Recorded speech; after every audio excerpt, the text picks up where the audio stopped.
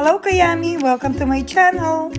Our yummy recipe for today is adobong pusit with pork ribs. Let's start by cleaning the cuttlefish or pusit lumot. Remove the beak, the two eyes,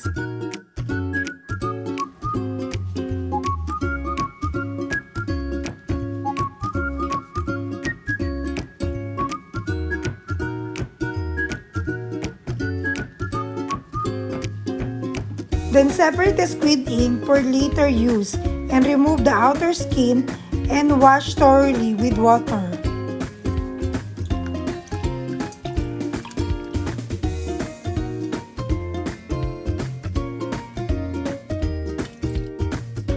Let's boil water. When it's boiling, blanch the cuttlefish very quickly as 30 seconds, then transfer in a bowl for ice bath to stop cooking. In a pot, put the pork ribs, freshly crushed peppers, add the vinegar, the bay leaves, the garlic, the peppercorn, and the onion or shallots. Then cover, let the pork ribs absorb the vinegar.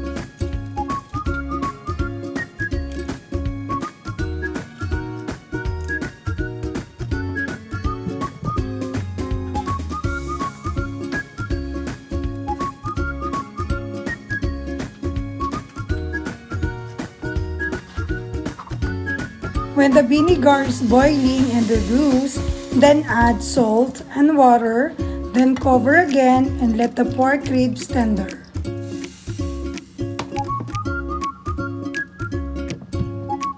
I checked the meat after 30 minutes, but it's not yet tender, so I cover again to tenderize.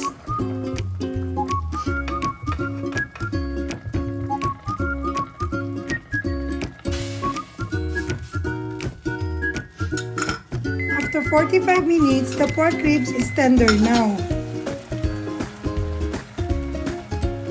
Okay. Then I added the blanched cuttlefish or pusit lumot, followed by the squid ink and the lemongrass stalks, then cover again.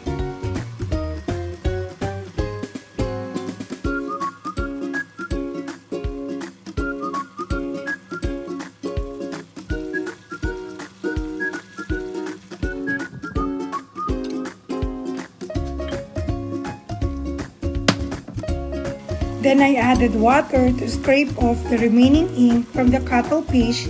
It still has a good flavor in it. Let it cover again in 10 minutes.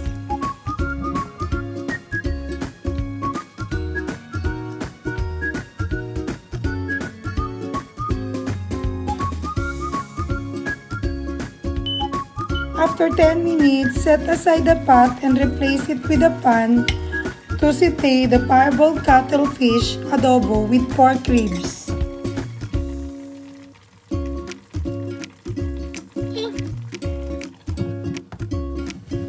Heat the pan, then adding the oil. While the oil is not yet hot, add the garlic to infuse the good flavors of the garlic.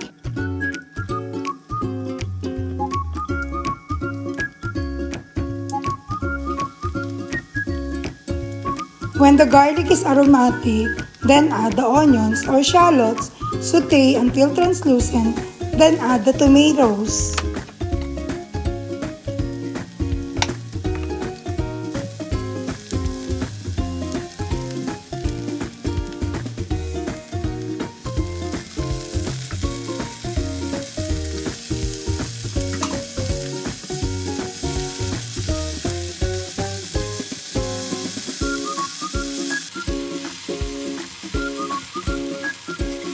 Cook well the tomatoes until wilted, then add the parboiled cuttlefish adobo with pork ribs.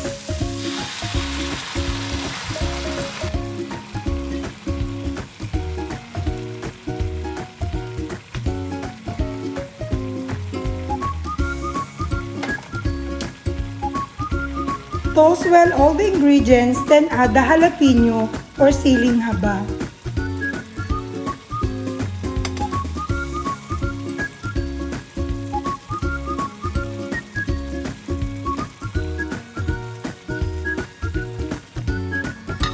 Then cover, and to balance the flavors, I added brown sugar, and for adding umami taste, I added oyster sauce.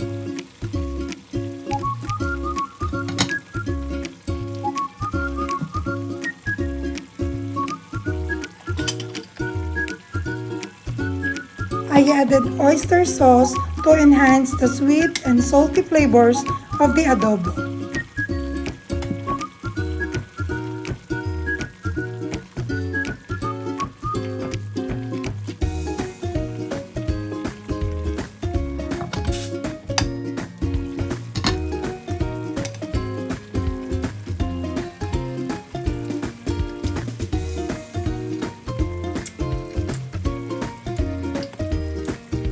This adobo is so yummy!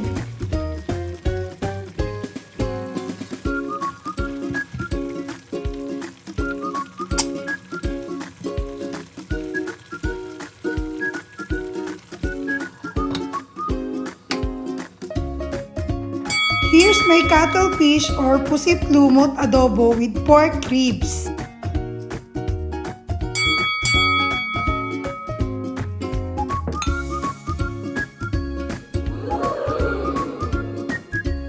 If you like this video, don't forget to press the like button, write a comment, and subscribe! This is my favorite adobo. If you are eating squid or calamares, please make this dish a try. Thanks for watching. Take care. See you next time. Bye!